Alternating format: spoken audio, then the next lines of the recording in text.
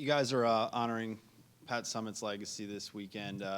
In your time here, what has stuck out about just what she's meant to this school? Well, obviously the success that her program had, underneath her watch, and it's something that's recognized nationally.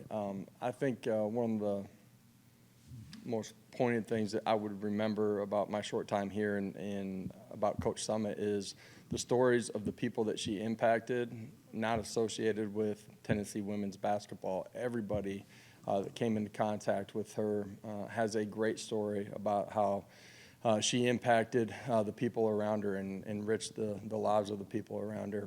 She had great impact on the court, but she had more impact off of the court. It's a really powerful, legacy.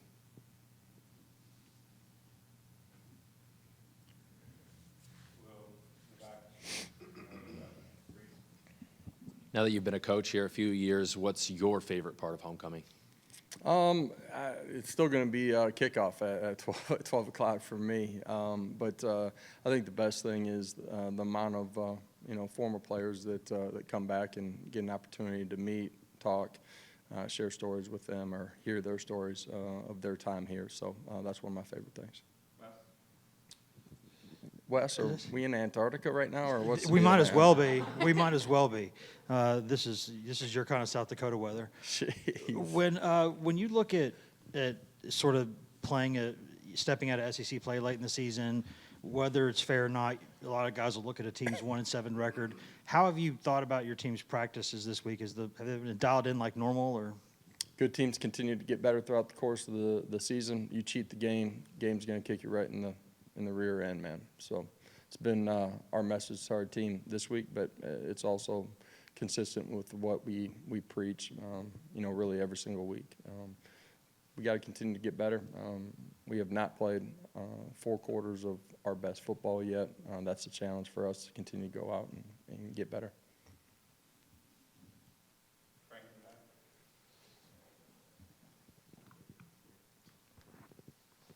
I just wanted to ask, as somebody who grew up a Vikings fan, what do you think of Josh Dobbs getting that opportunity? Yeah, excited for Josh. He's one of the former guys that I've gotten a chance to spend a lot of time with.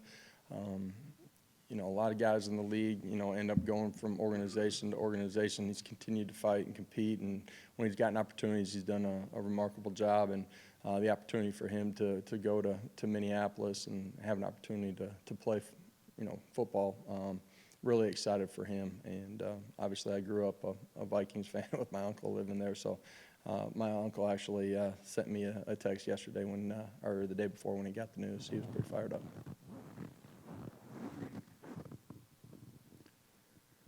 I know you touched on it a little bit on Monday, but what about UConn, now that you've watched some more tape, makes them a challenge? Oh, first of all, they play hard, they compete. They've been in a lot of close football games. Last week against Boston College, you can see that they play 3 phases of the game together. Coach Moore is a great coach. They've had to battle through some injuries during the course of the season.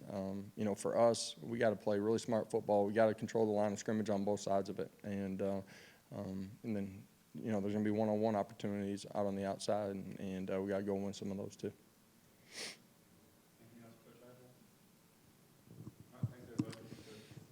Guys, have a great afternoon.